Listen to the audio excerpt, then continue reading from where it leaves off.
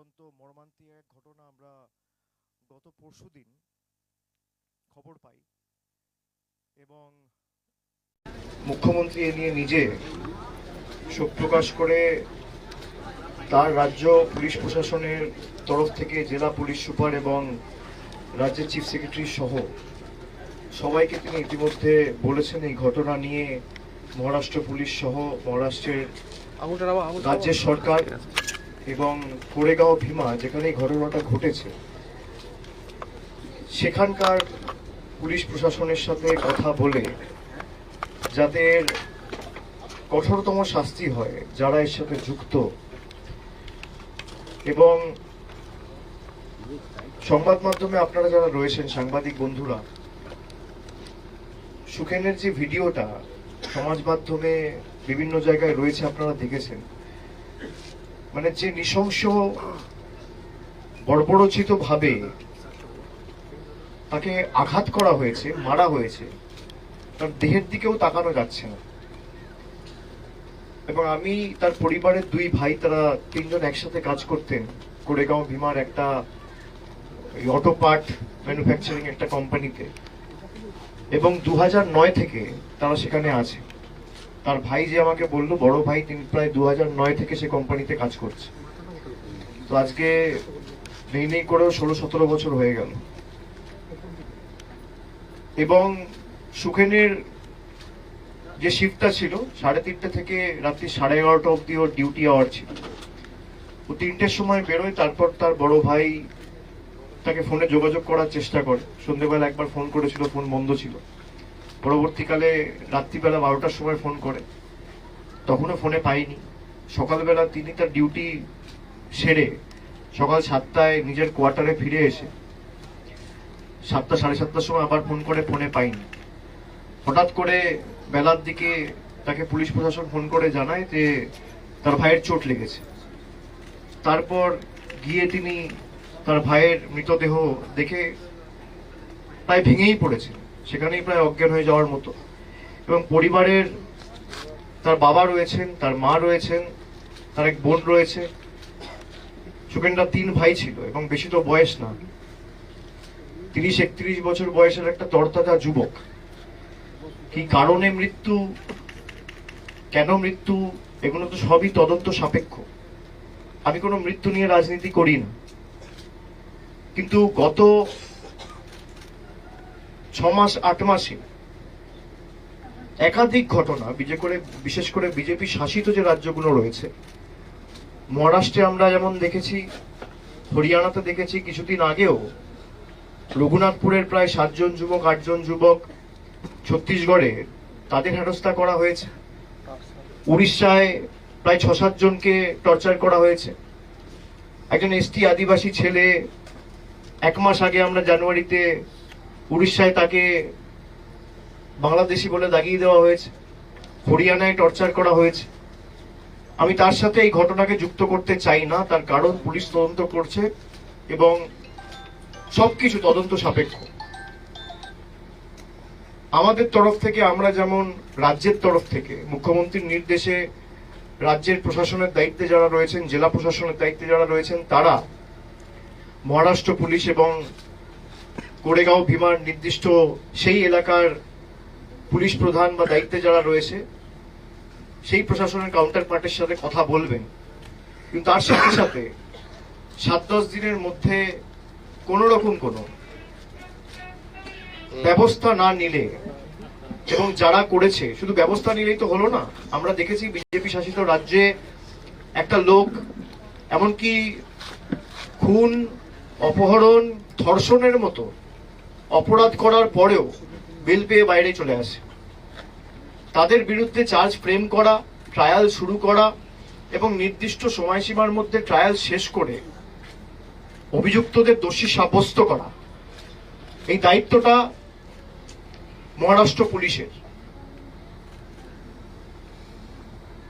আর তারা যদি না পারে, তারা কেস ট্রান্সফার করে দিক স্টেটে। আমি 50 দিনের মধ্যে ব্যবস্থা নিয়ে দেখাবো।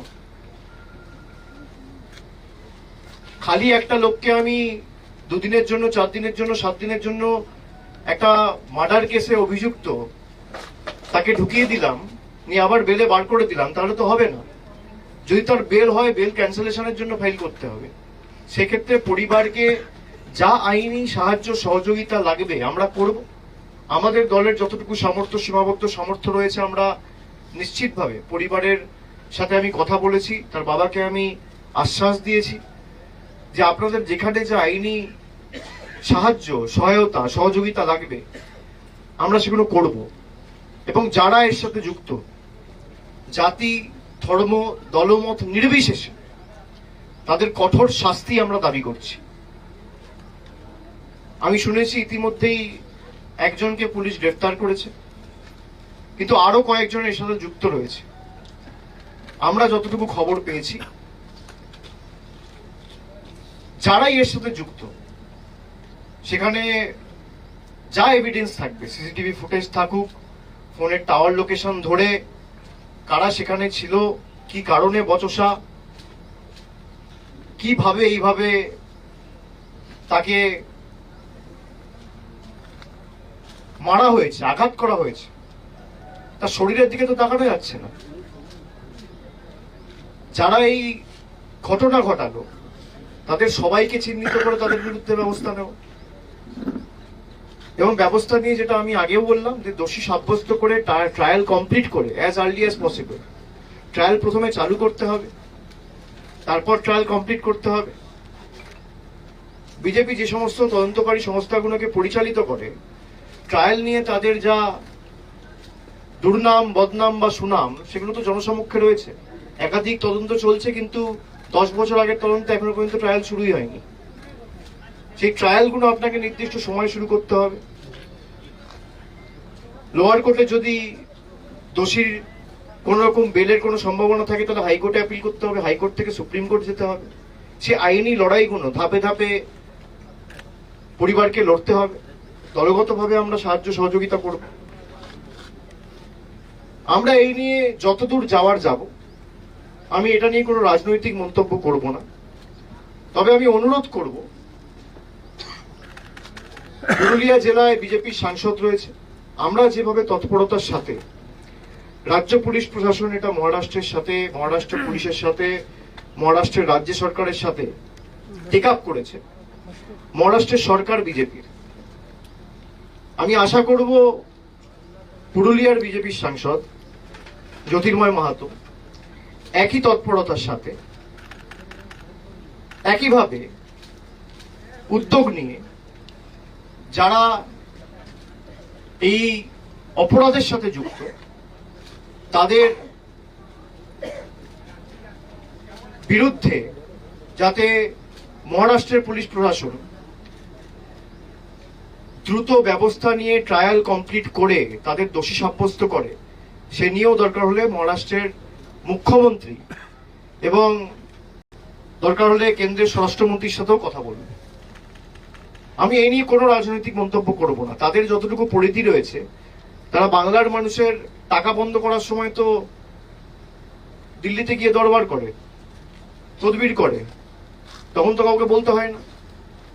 কিন্তু মানুষ যখন প্রাণে মারা যাচ্ছে, আর অন্য রাজ্যগুলোতে তো হচ্ছে না, এটা খালি বিজেপি শাসিত রাজ্যগুলোতে হচ্ছে। উড়িষ্যায় ক্ষমতায় কে? মহারাষ্ট্রে ক্ষমতায় কে? যে ঘটনাগুলো ঘটেছে, হরিয়ানায় ক্ষমতায় কে? মধ্যপ্রদেশে ক্ষমতায় কে? রাজস্থানে ক্ষমতায় কে? ছত্তিশগড়ে ক্ষমতায় কে? একটা ক্লিয়ার প্যাটার্ন লক্ষ্য করা যাচ্ছে।